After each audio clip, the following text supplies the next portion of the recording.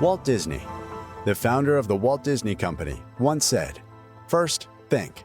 Second, believe. Third, dream. And finally, dare." The technology sector is fragmenting. Once a driver of mutually beneficial globalization, technological progress has become a race for geopolitical dominance. States worldwide are de-risking supply chains of essential technologies, such as semiconductors. At the frontier of digital technology, China and the US are competing for dominance in artificial intelligence. As states increasingly use technology to gain dominance over their geopolitical rivals, these new trends of tech weaponization and disintegration have repercussions for international security. Welcome to the panel, New Technologies for New World.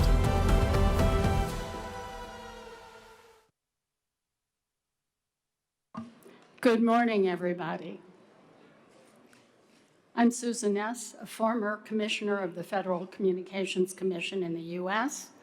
I work on global tech governance with both the Atlantic Council and the Annenberg Public Policy Center at Penn. And I'm honored to moderate this fascinating group of people on new technologies for a new world. Technological advances in artificial intelligence and biotechnology are reshaping industries, impacting lives, and altering the world far faster than anyone previously imagined. They have the potential to accelerate the discovery of cures of diseases, improve food security, and reduce global warming. That is, if they reduce their insatiable energy and water consumption. But they also raise critical ethical, societal, and security concerns. The dual use of AI and biotechnology in areas such as surveillance, military applications, and bioengineering poses risks that extend beyond borders. Misuse of these technologies could undermine privacy, intensify inequality, and lead to destabilizing scenarios such as the creation of weaponized pathogens and autonomously controlled systems. And you don't need deep pockets to do this. Since our discussion last year, the global focus has shifted from safety to security and strategic competition.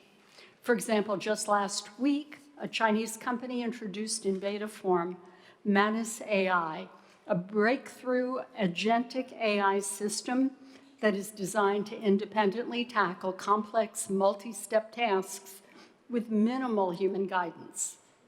We must remember technology itself is neutral. How we humans apply technology is not. How do we balance innovation with ethical considerations? What's the role of international organizations and civil society in setting standards? How can we ensure that the benefits are available to all?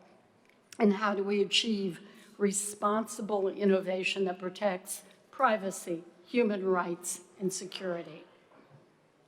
We have 8 marvelous panelists this morning and less than 75 minutes. So I've asked panelists to present their opening remarks in only 3 to 5 minutes. That'll leave time for a more engaging discussion. So let's begin with you, Secretary General Tomas Lamanauskas. In 2023, and I apologize to all the panelists if I pronounce your name incorrectly. I've got a short name, Susan Ness, really simple to do. Not everybody here has the short name. In 2023, you were elected Deputy Secretary General of the ITU, capping 25 years of experience in telecom and digital policy, spanning 4 continents. Please tell us, as the global landscape evolves and the power of AI grows exponentially, what is the UN system doing to ensure robust, effective AI governance and upholding responsible, ethical, and equitable use? Tomas. So thank you very much, Susan, and good morning, everybody. Thank you very much for everyone who is still with us here on Saturday morning rather than enjoying the sun and going around the old town of the very wonderful spa in this hotel. So, but indeed, it's great to be here with you today, and thank you for NJC and inviting me again this year. So indeed, Susan, I think you started very well. So AI has a tremendous potential. So by some measure, it could add trillions. So some estimates say from 2 to 15 trillion US dollars to the global economy. And of course, from the UN perspective, at least studies show that it can at least address at least 80% of sustainable development goals, which actually need a lot of help to progress. So it has its tremendous potential. I'm pretty sure we'll hear in this panel specific applications, how it exemplifies itself. At the same time, as any technology, it has risks and challenges. And I think these are also how do we always balance those risks to make sure that the opportunities are greater. So of course, we now are in the world where misinformation and deepfakes are really threatening our public discourse and understanding what's actually happening. And I think we need to address that. And already mentioning, so for example, we are already having a special initiative, collaborative initiative on standards with different standard organizations on AI watermarking, multimedia authenticity, deepfake detection to try to see that. But of course, misinformation is a big issue there. Bias, so 45% of AI systems actually exhibit gender bias, and 35% both gender and racial bias. So that means when decisions are made, for example, whether your job application is received or rejected, that could depend on your gender or race, and that could be really risky.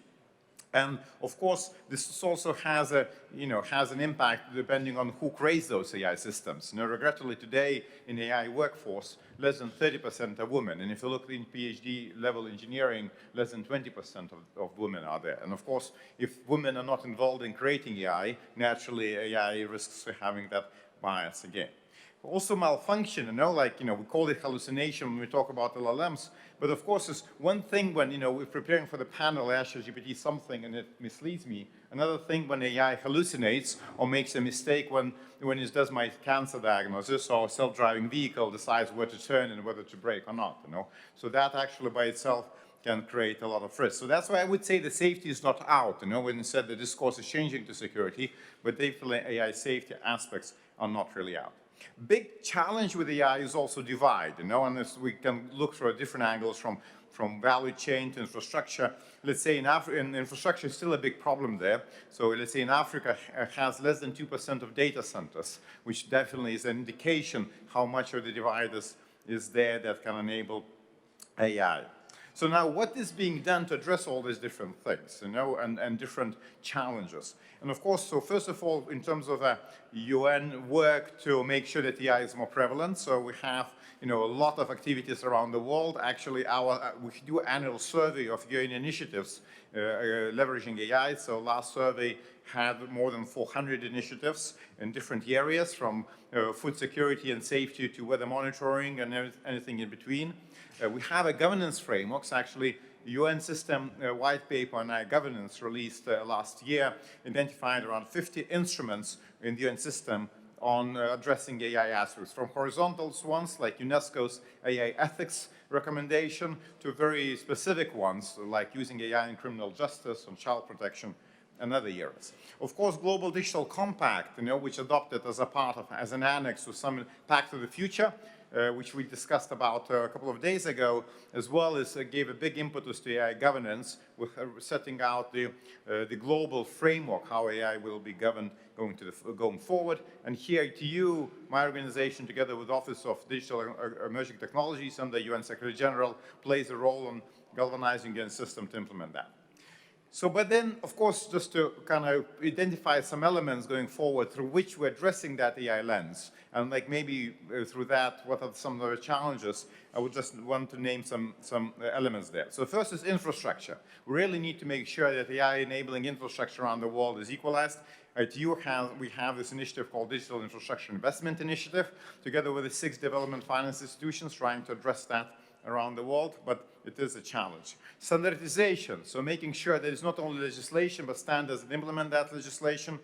TU has around 250 standards either adopted or in development, and we work through different verticals as well, like health, road safety with WHO, with UNEC, to really address standards in those verticals as well where the users are. Skills. With our new AI Skills Coalition, we're addressing the skills gap around the world. Policy. And we identified that still today around 85% of the countries around the world don't have any AI regulations. We're trying to work with them to address that. We also had our AI Governance Day last year as part of our AI for Good Summit, where we brought around 70 governments together with a plethora of other stakeholders to try to address that, as well as our broader platform for collaboration we call the AI for Good platform, which entails everything from annual summit to the network, which we call neural network of stakeholders, to different AI for Good challenges where we engage startups and entrepreneurs around the world. So there's lots of initiatives. I think, in the interest of time, I'll stop there, but I guess it's still a lot to be done to make sure that AI is there, AI is available for everyone, but also AI risks are well managed. Thank you very much, Susan. Thank you, Tomas. You mentioned certainly an awful lot of issues, standards, equalization of the infrastructure, racial and gender bias in the systems, and all of the agencies working together within the UN to help bridge those gaps. I'd now like to call on Sam Daws. You're the Senior Advisor to Oxford University's AI Governance Initiative and the founding director of the Multilateral AI. You served for nearly 40 years in senior roles, including First Officer to UN Secretary General Kofi Annan and Deputy Director in the British Cabinet advising the Prime Minister on the establishment of Sustainable Development Goals. What are the multilateral diplomacy challenges and the pathways for progress in the governance of AI and biotechnology, Sam? Thanks so much, Susan. It's a real pleasure and privilege to be here. Well, the first challenge for the nexus of AI and biotechnology is that while it can do so much good in food security and genomics, medicine, climate action, it can only do that if these discoveries are equally shared with the Global South. The second is the nature of the technology itself. With AI, it's obviously a dual-use military-civilian technology. There's the geopolitical competition between states. There's commercial sensitivity, which restrains companies sharing information. Transparency requires explainability, and even the best scientists can sometimes not explain actually what the black box, the neural network inside large language models, is doing in order to produce its outputs. And the pace of change of tech is outpacing governance, whether it's the adaptation of open source models, multimodal AI, AI agents interacting in the wild, or in the future, convergence with quantum. The third challenge is that the direction of travel in 2025, I think, is towards AI sovereignty in hardware, in models, and in data, and a national security framing for AI, for both AI competition and AI cooperation. So governance must adapt to that. But as Tomas has said, safety is still such an imperative in this conversation. And fourthly, there's been no appetite for a UN enforcement role in AI. So the Secretary General floated the idea early on in the Summit of the Future process for an IAEA for AI, but it got no real support among member states. So instead, we need to focus on voluntary alignment and information sharing. Fifth, the current landscape of AI governance is a patchwork of initiatives. You've got some well-fleshed out regulation with the EU, Council of Europe, and the 3 iterations of Chinese national regulations. But as the OECD Observatory shows, there's a plethora of emergent national and regional initiatives, but they're often at a very early stage in ASEAN, especially Singapore and Malaysia's work, the African Union in Latin America, GCC, Arab League. Even more recently in the BRICS Plus, the SCO, some of these minilaterals, I was very pleased to see in this region the Organization of Turkic States had its first AI forum. So there remains a risk of bifurcation or fragmentation between China and the West, and fragmentation more generally. So what are the pathways for progress? Well, the 3 UNGA resolutions on safe and secure AI, the Chinese one on capacity building, and the AI in the military realm that the Netherlands and and career put forward are all, I think, a really good foundation for cooperation from this year. The UNESCO principles, Tomas talked about the really leading role that ITU and UNESCO are playing in the UN system through AI for Good. The UN Security Council seized of this agenda of AI and peace and security with contributions from the Swiss, the Emirates, Albania, and so on. UNIDIR in Geneva is having its first conference next week on AI, security, and ethics, and the re-aim process that I mentioned before, the Global Commission, is continuing. Some doubt hangs over the future of the network of AI safety and security institutes, not least because NIST is facing financial challenges, and also because it doesn't resonate so much in the global south. With the exception of Kenya, Singapore, and China, really, there's been no real expansion of that. And question marks over the future of Yoshua Bengio's AI safety panel going forward. I don't have time to talk about the Biological Weapons Convention, but there are long-standing existing verification mechanisms there, which the FAO and WHO, facing huge financial challenges, need to contribute to. So, to conclude with what more needs to happen, well, I think a dialogue mechanism between OECD, GPAI with China, revitalizing Chapter 8 of the UN Charter for AI governance, for capacity building with ASEAN, CISA, OSCE, Pacific Islands, Arab League, and so on. A new UN Secretary General will be appointed next year to start in 2027. She or he will have a challenging time to make the UN remain relevant, but I think also needs to make the case for greater secretariat capacity in strategic forecasting and prevention, and Guterres' Global Risk Report is an important first step. Many of us in this room know the headwinds against that. The SG working with successive PGAs to advance new science, informing mandate formulation. The ISC can help with that, and the new panels on science. And lastly, the focus on confidence building is absolutely essential. With the US administration's new approach to AI governance, there will be an increased role for bilateral closed-door exchanges, especially between the US and China, informing the more legitimating UN conversations. And then under the Biological Weapons Convention, we already have mechanisms for data exchange on labs, defense, research, vaccine production, and so on. We need to learn from that and from the AI confidence-building mechanisms and from cyber and outer space domains. Finally, Susan, if I could, I'd like to make one wider point, which is that for a long time we've talked about the need for interdisciplinary scientific cooperation between UN agencies, between government ministries and academic silos. And that's vital for effective multilateral governance. But it needs to go beyond the natural sciences and the social sciences like anthropology, psychology, and economics working together. For AI to enable humanity to truly flourish rather than just being more effective and productive, we need global AI to be informed by diverse civilizations and the wisdom of indigenous people. So the subjective experience of humanity embodied in the arts through literature, poetry, myths, and history. And I've been inspired over these last couple of days by the World Association of Art and Science, ISESCO, the Alliance of Civilizations, by the brilliant and enthusiastic youth leaders and volunteers here, and of course by the Nizami Ganjavi International Center for providing such a valuable platform for this type of interaction and cooperation to occur. Thank you very much. Thank you, Sammy. You did a marvelous job of reviewing the regulatory landscape and all that is going on across the world to try to bring everyone together. But it's still humanity that needs to be front and center in all that we're doing on AI. I'd now like to call on Prime Minister George Papandreou.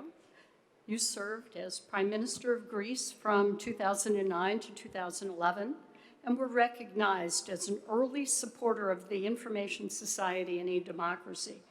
You're also known for promoting peace and democracy as the Rapporteur for Democracy at the Council of Europe. Prime Minister, how can societies create robust ethical frameworks to govern the rapid advancement of AI and biotech, ensuring that these technologies are used responsibly and equitably? The floor is yours. Thank you very much. Thank you very much, and I very much agree what I've heard from the previous speakers. I would like to pose some questions, maybe more than give the answers, because I think we are all searching for them, although I do have some proposals which I would agree with our professor from Oxford, who talked about some of the institutional things we need to change. Going back to the ancient times, there was a question, how do we as people, how do we as citizens decide on our fate? How do we imagine a better world? And who decides on these issues? And the ancient Athenians then decided that we have to do an innovation to make sure that we, the people, can actually decide on our fate and make sure that it's not usurped, the power is not usurped. And they innovated something they called democracy.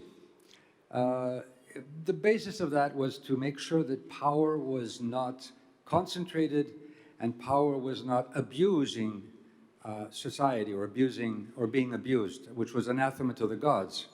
So I think one of the first questions we have to ask is, who controls AI or the major technologies? And are they being more concentrated in the hands of the few, or are they being controlled by our societies in what we want, what is for the common good? And luckily what we see is the high concentration of control in our Western countries by oligarchs, techno-oligarchs. We see this, I think, in the United States, but not only, and in some other countries by states, but it's more highly concentrated rather than being dispersed or somehow controlled transparently in our societies. And the question then is, as these new technologies, whether it's AI or whether it is biotechnology or whether it's quantum physics or many other new developments, whether these technologies will be used either for more wealth for the few, more concentration of power, more surveillance of our citizens, or will they be used for the common good, to look for our diseases, to better diagnostics, better education, dealing with climate change. So I think these are one of the major issues we have. The second, of course, is the geopolitical, which was mentioned, will there be a competition between us, and it's already started, between geopolitical powers, so that technology is then used not as a means to serve humanity, but as a means to see who will dominate the world. And that, of course, is very scary, very dangerous. It is existential threat to humanity, because if we link AI and all these new technologies with weapons of mass destruction, as has been foreseen, this can be out of control. As we said earlier, we don't even know sometimes how these systems work. So therefore, geopolitical cooperation is absolutely necessary, and that also means between the USA and China, whether they like it or not. That is necessary. And of course, the breakdown of the multilateral system, which we're seeing now, is part of the threat. So I think this is another area which we really need to emphasize. I would also want to see that we have to be careful that the divides are not between the global south and the richer, the more developed nations, the more educated. So education is absolutely important, but also dissemination, so these technologies can be used around the world in favor of those that are developing nations in the poorer areas of the world. The climate change is also another issue, and it seems that some of these technologies, although this recent development with a Chinese technology, DeepSeek, seems not to use too much energy, but most of these AI developments seem to be hogging a lot of energy, and that, again, goes against what we're trying to do, is make our world greener and more fossil fuel free. In the Council of Europe, where I work as a parliamentarian there in the Parliamentary Assembly of the Council of Europe, and I'm rapporteur for democracy, has recently created a convention as was mentioned, on the role of AI. So it's the first convention that has been developed. I was in the Paris summit. There have been a number of proposals on these issues.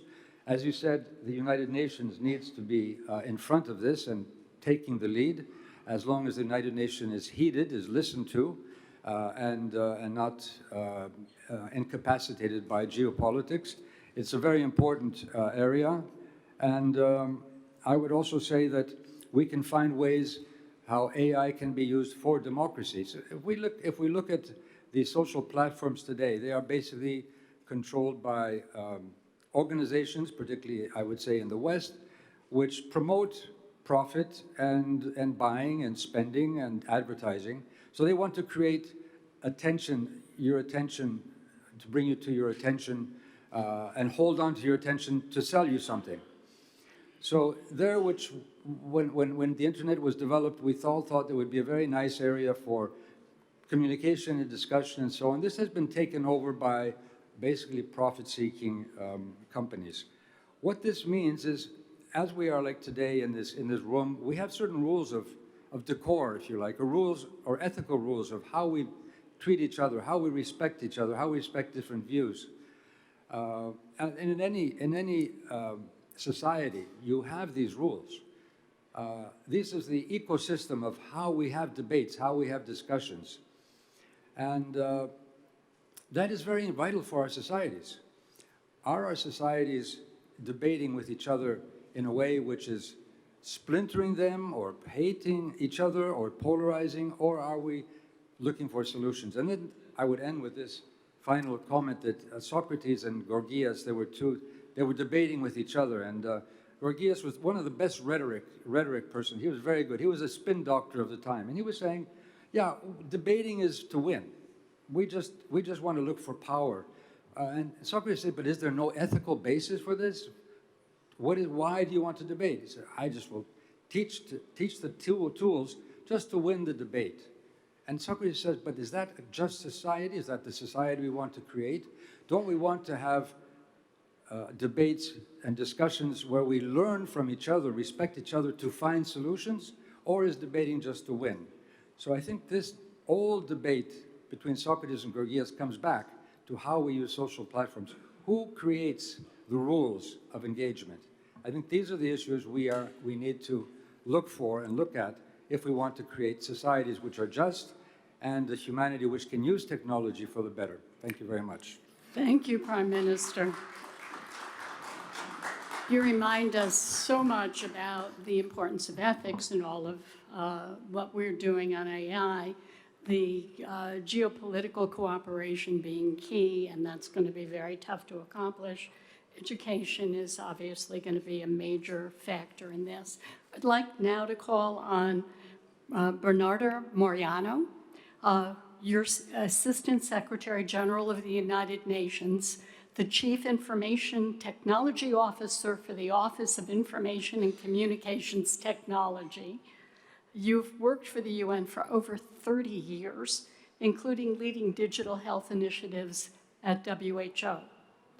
Looking ahead, Bernardo, how is the UN leveraging its unique position to address the challenges in this digital age, particularly in areas like open source technology and digital public infrastructure? The floor is yours. Thank you, Susan. And first of all, congratulations to Azerbaijan, and grateful for being here and great host. New technologies in the new world.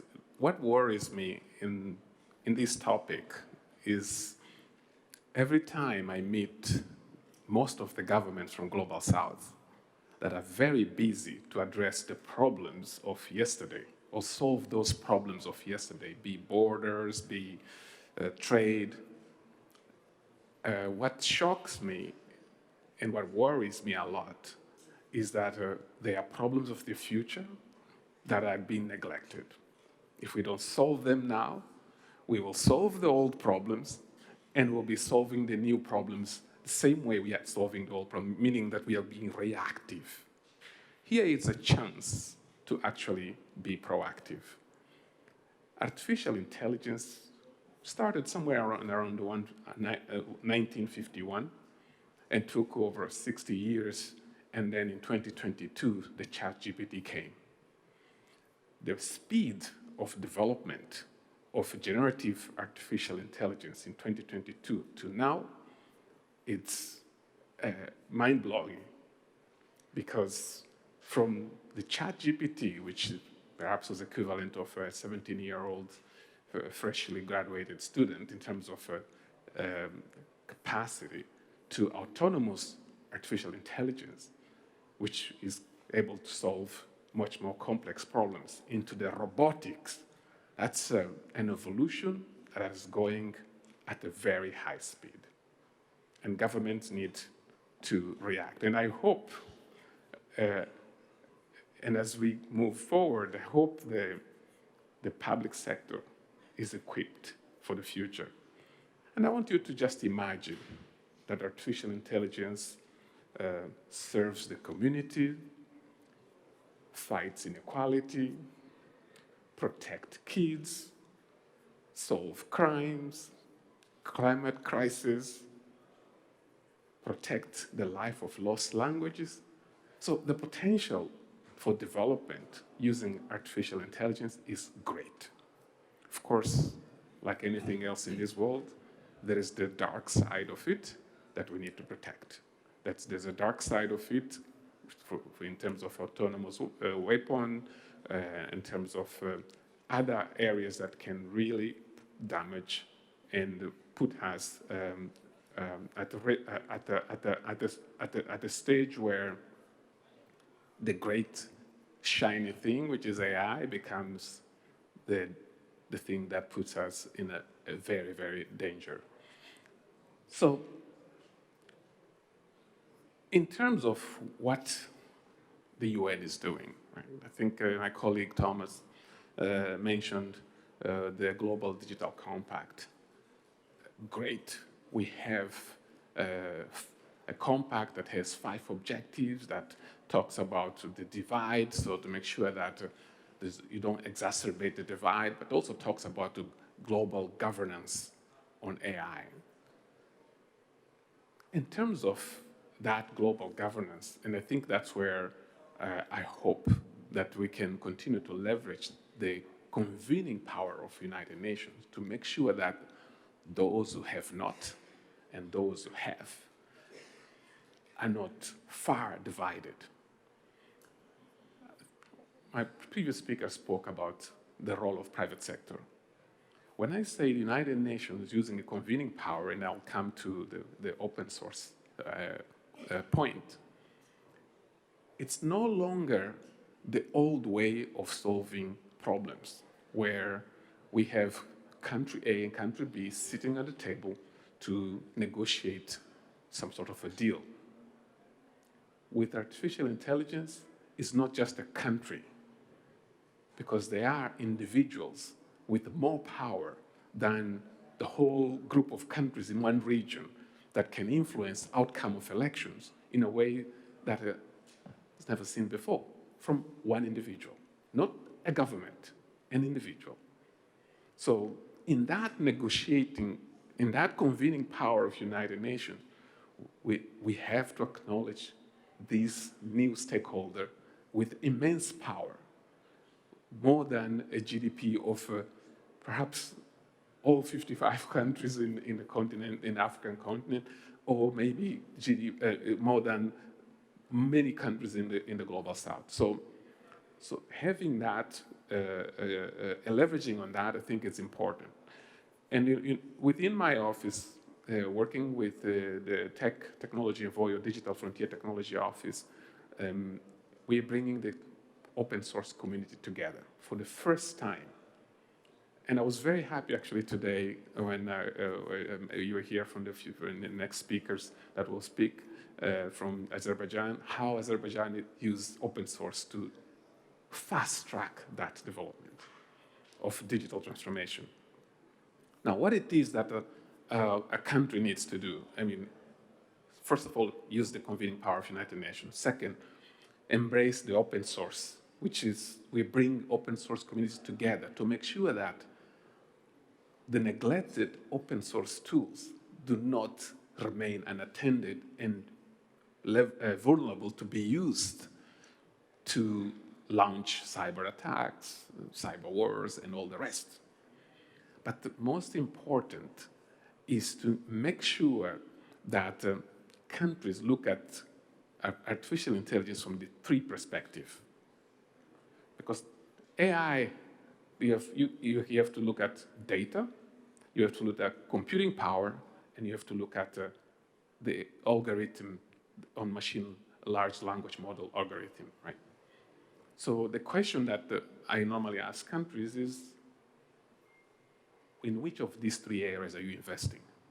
How much are you putting on the data element? How much are you putting on computing power? How much are you putting on the algorithm itself?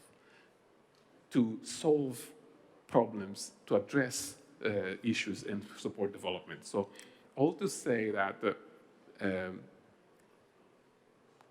using that convening power, learning the lessons from other countries, and then making sure that you're not just investing on the old problems, you're also investing on the future problems and new problems. It is what my office in the United Nations is really trying to bring to the fore to make sure that we are ready for the new world with the new technology. Thank you. Thank you, Bernardo.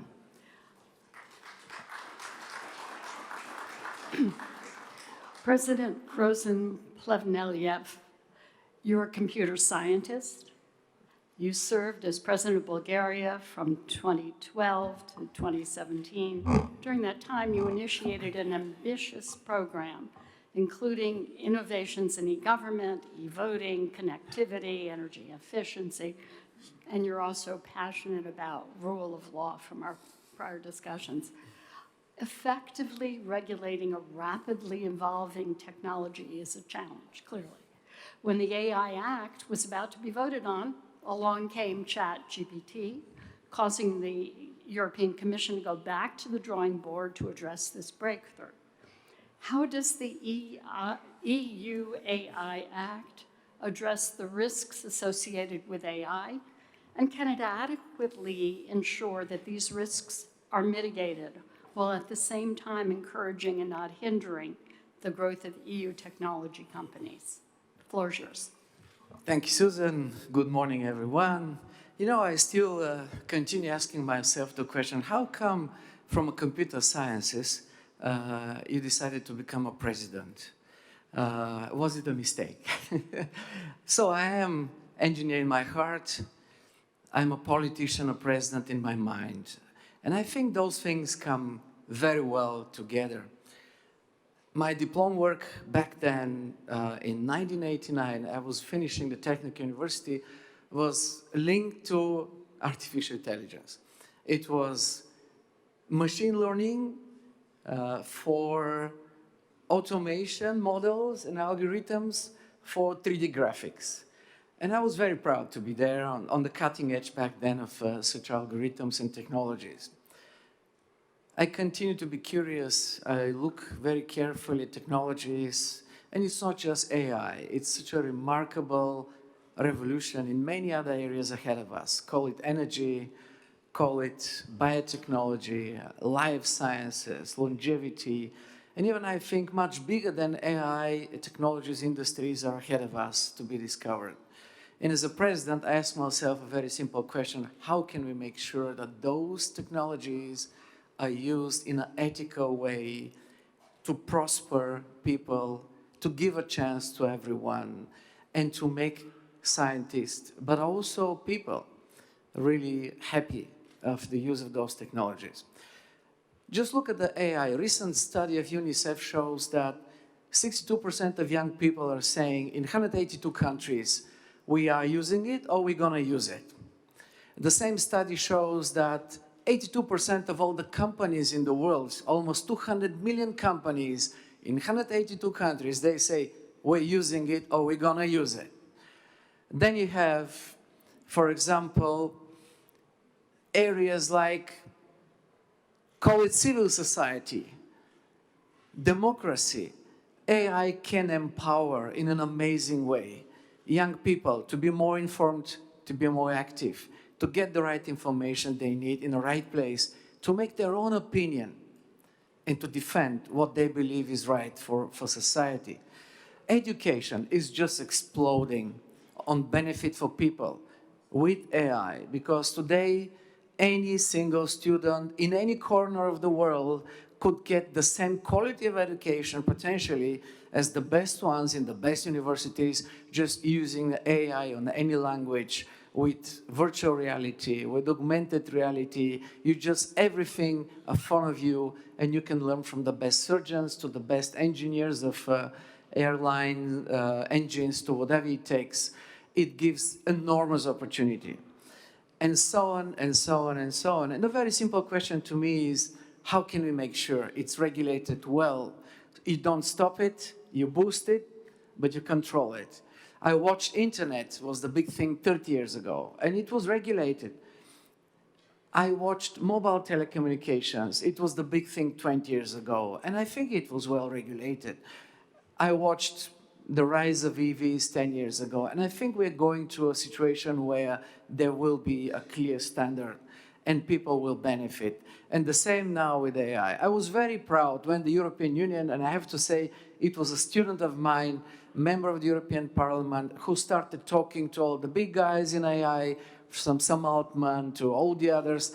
I'm not mentioning a name of the biggest oligarch on the planet today, who just was given by the President Trump unlimited access to the data of all people in the United States, which I believe is a very big mistake. And unlike what the President Trump's administration is doing, and we're all questioning, is there going to be a certain regulation? Is going to be rules in some rich man's world of controlling?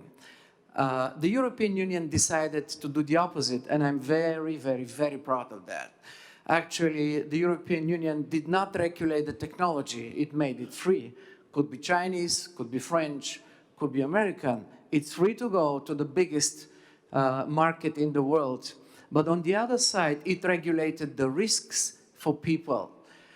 What we have now is that the EU AI Act, as the first one on the planet, is in action. It's active, legislation is there in place. And there is a 2-year period of time for all the big giants of tech to comply to the rules and regulations of EU Act. And we will see what will happen. Deadline is April 2026. We will see how this is going to work. But I was proud to see the European Union on the front line, like on the GDPR issue. And you will say the big tech guys out of the Silicon Valley don't want to have this. They believe that's very boring. They need the freedom to do whatever they want. But I will surprise you by telling you that actually they cooperated. All of them. The Magnificent Seven, the bosses of the biggest AI platforms and tech companies in the world cooperated with the European Union to make the EU Act what it is today. And hopefully this is going to send a signal to also other countries. So in my capacity also as a president and a head of state, I'm calling the leaders of China, where EU is, AI is something extremely big, and that's great to be like that. I'm calling the leader of the United States. I will be very happy to see under the umbrella of the United Nations, everybody who is anybody on the planet, coming from business, civil society, big and small countries, coming together to bring rules that help all of us sleep tight, because also as a head of state, I visited conflict and war areas, and I saw machines killing people. As a head of state, I watch now today how some young guys with their computers and with artificial intelligence under an institution called Daws in the United States fired. So basically, artificial intelligence fired 100,000 people in the United States already.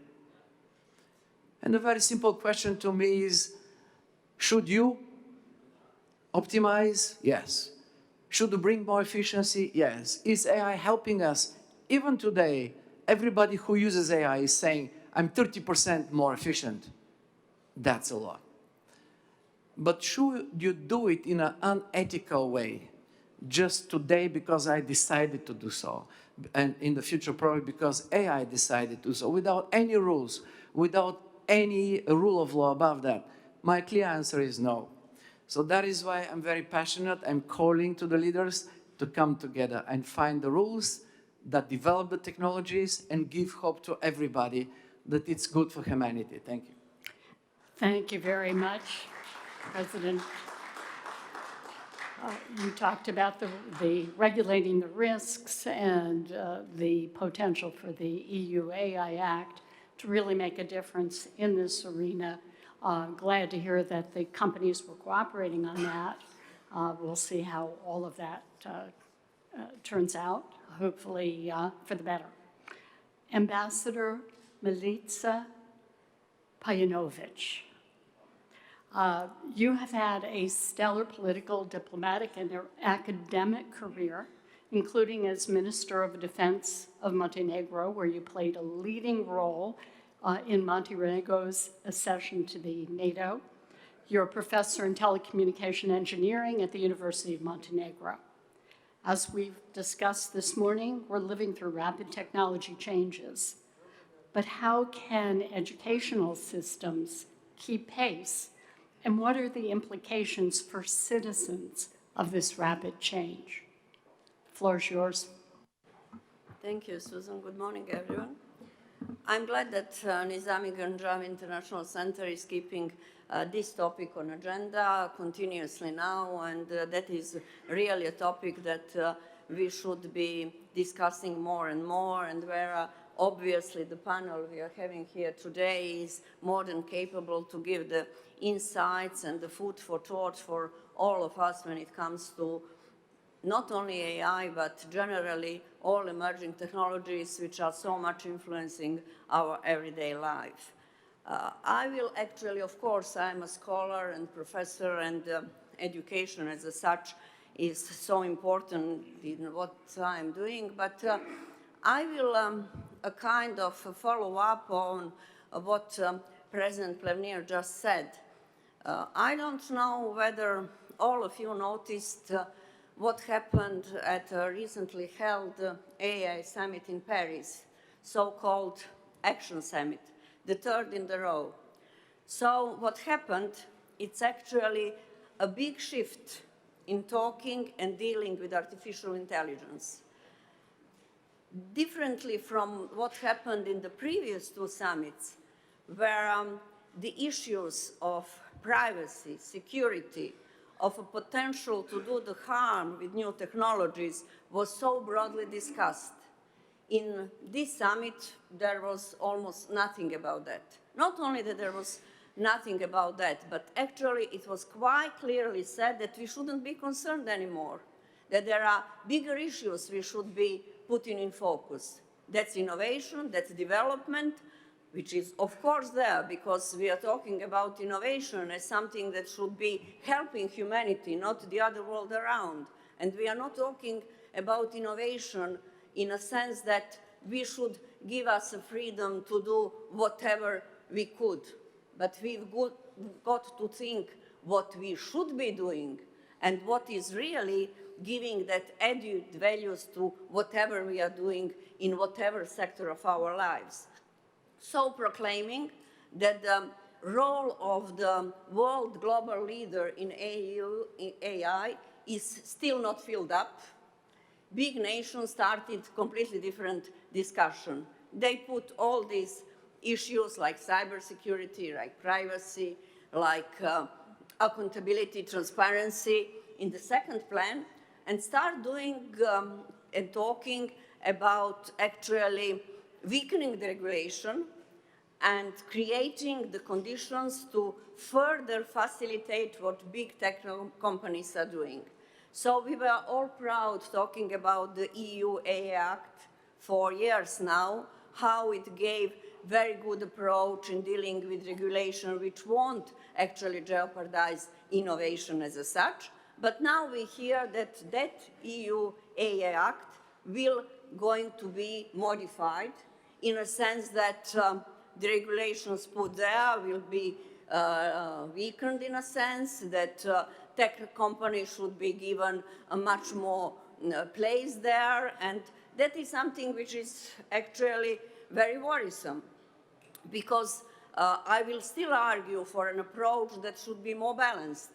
So we've got to balance that need for innovation, no doubt, with the kind of regulation which will be effective. So it's up to the nations to find a kind of more methodological and comprehensive approach which will take care about both sides. And in that way, we will not be in a situation as we are today, where you are already hearing a lot of disappointment with what is happening, because we've got to offer some kind of middle way between what might be state-centered approach regulation and this which is completely and fully market-driven. It's too much of a risk to go that way. So from that point, as I said, you already could hear a lot of voices, especially from civil sector, where a lot of very hard-won achievements were done in the past when it comes to privacy, protection of human rights on internet and the cybersphere, that something else is happening nowadays. And that's why I do believe that we should be focusing more on what is happening right now and try to argument why this kind of a moderate approach is more appropriate and how we should be foster this multilateral cooperation on tech governments, how we should foster corporate responsibility. We tried with the AA Act and it was working. So it's a question now why we are giving up when we did have certain results there. So from that point, of course, education is having a kind of a crucial role. There is no doubt about that. But what kind of education? Education that would be basically built on building up what is critical thinking. Without that, I doubt that even our youngsters who are so now actually using all these possibilities will be able to use that in a proper way. I know that by working with my students, where actually on a daily basis, I'm very much focused to recognize whether they just copy-paste something from ChatGPT or they are doing that with a full understanding. So there is a lot of issues we've got to address in the future, and I really do hope that we will be having our eyes wide open and we will be able to influence the way how these things are further developing. Thank you very much. The education piece of this is so important, and we really hadn't spent a lot of time focusing on that. And of course, watching how the EU AI Act unfolds is going to be very important. Vladimir Norov, you're the former foreign minister of Uzbekistan and former Secretary General of the Shanghai Cooperation Organization. You also served in many ambassadorial posts in Europe. Should big tech play a formal role in global governance, such as within the UN? And if so, how do we ensure that this does not further strengthen their influence over global politics, but instead truly makes them more accountable to society? The floor is yours. Thank you, Susan. First of all, I would like to thank leadership of Nizami Ganjavi International Center for invitation to this forum, global forum, and their warm hospitality. As today's previous speaker told, that today technology shapes not only our daily lives, but also international relations, security, and the global economy. Few entities wield as much power as big tech, multinational corporations that control digital infrastructure, manage vast amounts of data, attract the world's brightest talents, and increasingly shape the rules of geopolitics itself. These companies have the potential to drive innovation, resolve global problems, and improve connectivity, but they also pose challenges to democracy, privacy, and human rights. Despite holding power similar to national states, big tech is not bound by the same level of accountability. This imbalance erodes public trust and raises concerns about their unchecked influence, as it previously said. So how do we ensure that big tech power is used responsibly? Big tech's role in global governance has expanded significantly, and it will rise further. Their power is no longer limited to boardrooms and server farms. It extends, much like the power of nation-states, to diplomacy, security, and even warfare. Consider the following example that highlight their growing influence. As it was said, at President Donald Trump's inauguration, tech executive occupied seats typically reserved for elected officials, a clear symbol of their political clout. Microsoft has advocated for a digital Geneva Convention to regulate cyber warfare, underscoring the need for global rules governing digital security. Amazon's dominance in e-commerce and cloud computing has redefined global trade and simplified chain logistics, forcing traditional businesses to rapidly adapt to new competitive realities. Google's control over online search and advertising has not only raised antitrust concerns, but also spurred regulatory actions across multiple regions, emphasizing the monopolistic tendencies inherent in its business model.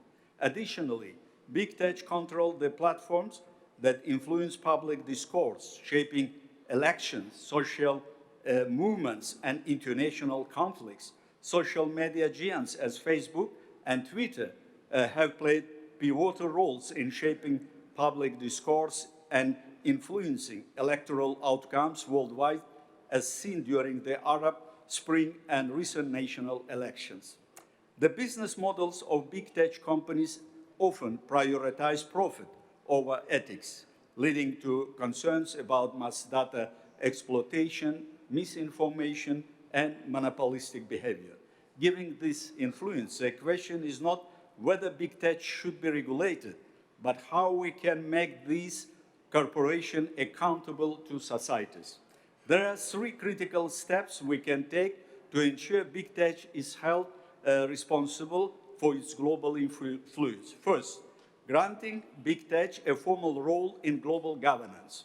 Since big tech already acts as a global power, one approach is to formally integrate them into international organizations. They could be granted observer status in bodies like United Nations or the International Telecommunication Union.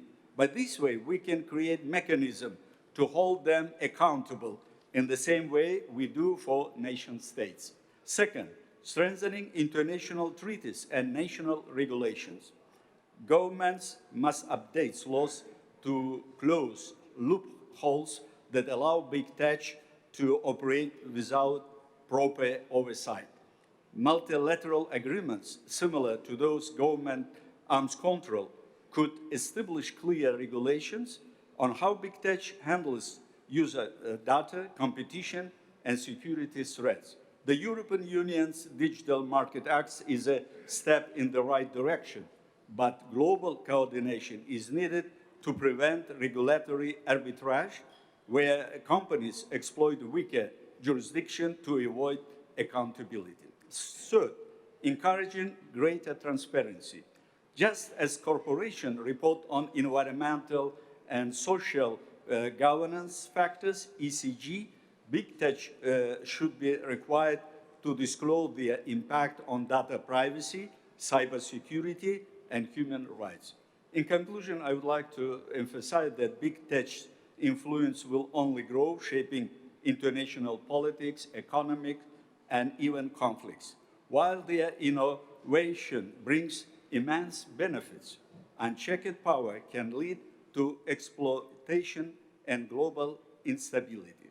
Rather than resisting technological progress, we must ensure it is guided by ethical consideration, fairness, and accountability. Thank you very much. Thank you so very much. We had over breakfast a fascinating conversation with Fariz Yarov, Okay. You're the executive director of the Center for Analysis and Coordination of the Azerbaijan Fourth Industrial Revolution and an expert in AI governance for the World Economic Forum. But what was so interesting was what has been transformed here in Azerbaijan using AI to really benefit the citizens of Azerbaijan in their daily lives. So why don't we open it up to you to talk a little bit about what you've done and how that works, because it's a model for other countries. Thank you so much. Actually, it's very difficult to be the last one and to answer such kind of questions. But as being the head of the Digital Government Center for 5 years, Azerbaijan and my team and all other government agencies, we have created several unique systems where now the government, civil servants and the citizens are using and benefiting of that. One of them, we can call it AI in application in call center. Recently, we started this project to apply AI when Azerbaijani citizens calling to Ministry of Economy in terms of tax, in terms of public services, AI understands the speech of the caller, the customer, and then search within legislation the right answer and help the operator how to answer directly to the customer. At the same time, that AI also use speech to text analysis to understand whether our operators are answering the same question in the right way or not, to measure the performance of our civil servants, whether they are calm or whether they are angry during their talk to people. We also apply AI in energy sector. At the moment, we are working with different manufacturing companies and plants, applying AI to understand how much carbon emission is there, how we can actually eliminate that or decrease the carbon emission.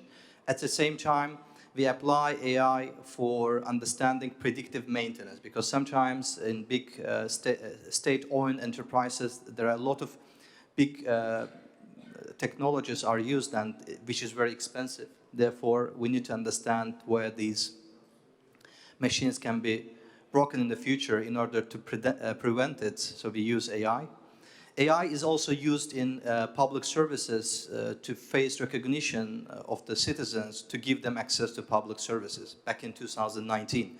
Actually, Azerbaijan started early to apply AI applications. Right now, we use AI for chatbots.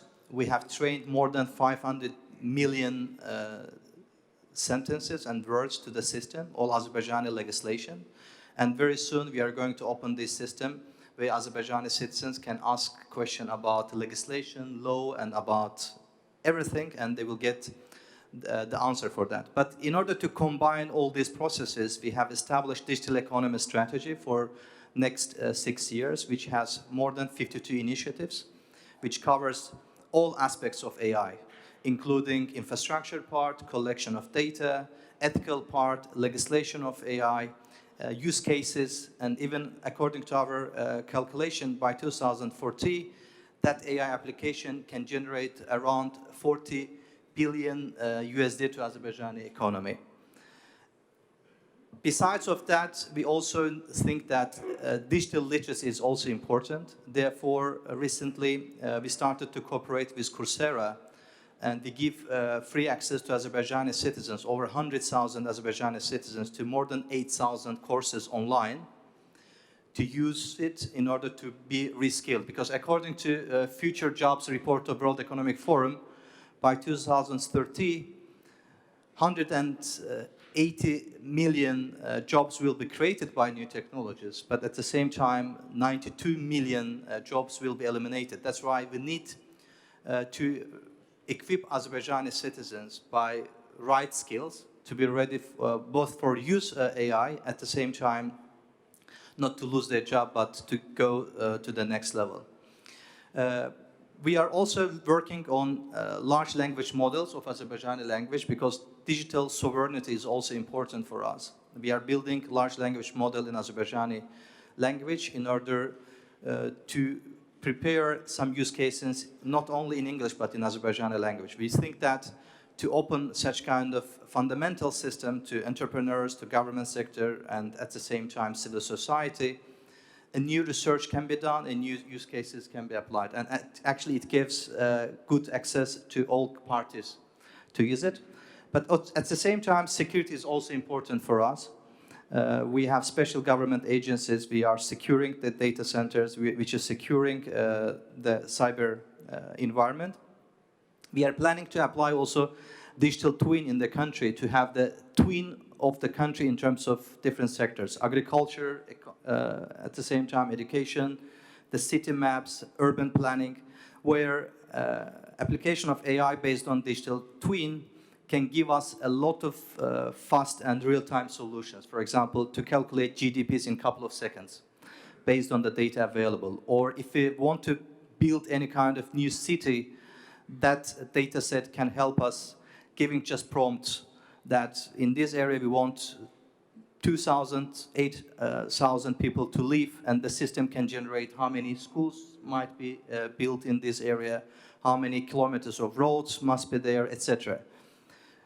Or based on the real data, we can actually design the navigation and transport in the country. We can understand where people are moving mostly.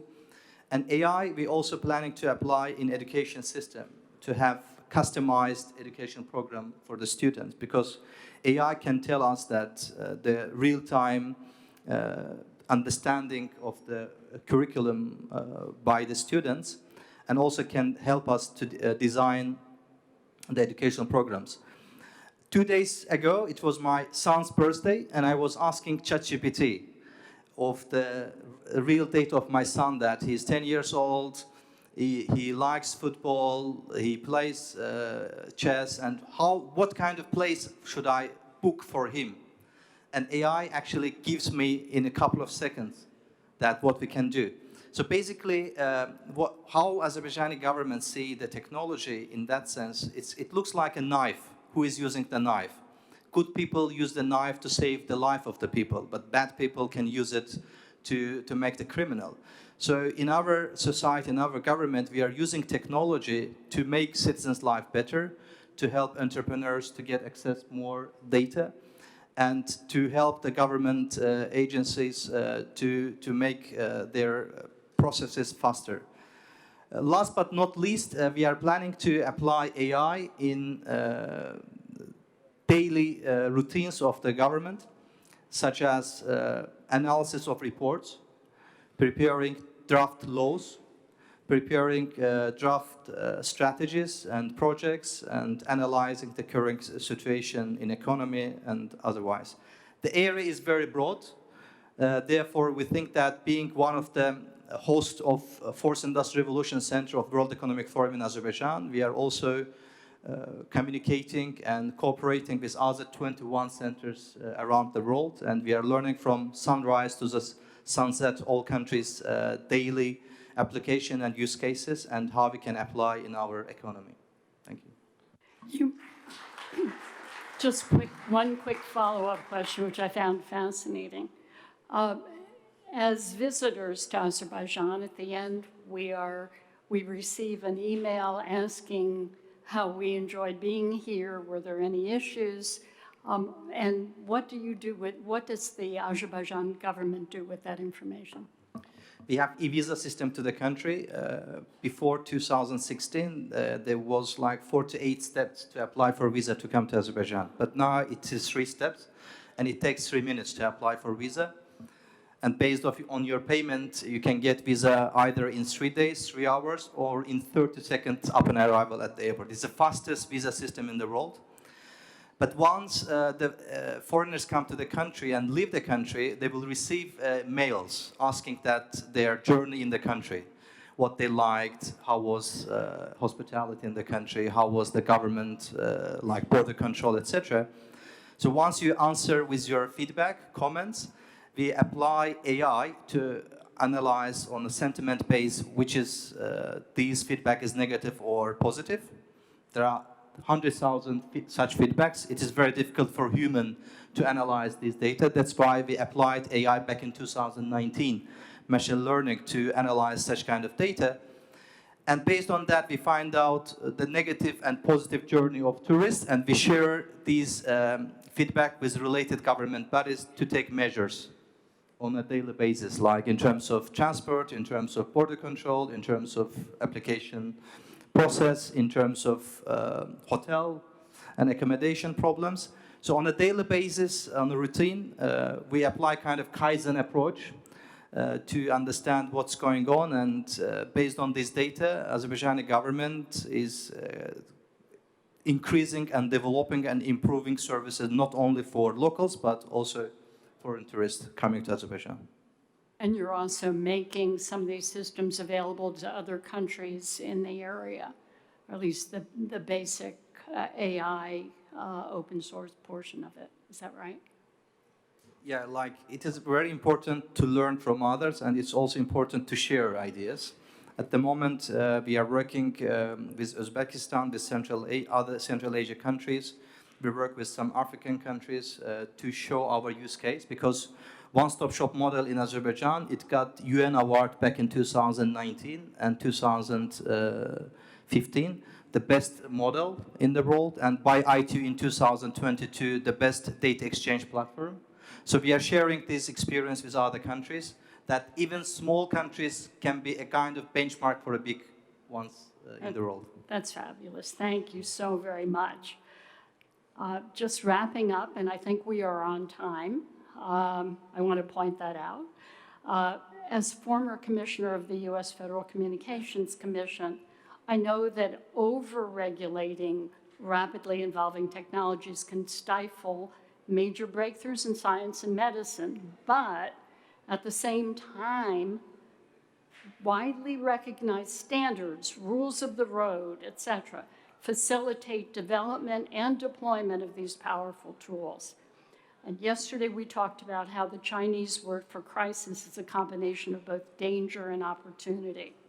Yes, there's unmistakable danger in the uncontrolled rapid deployment of AI and biotechnology, but that must not prevent us from taking advantage of the incredible opportunities that AI provides.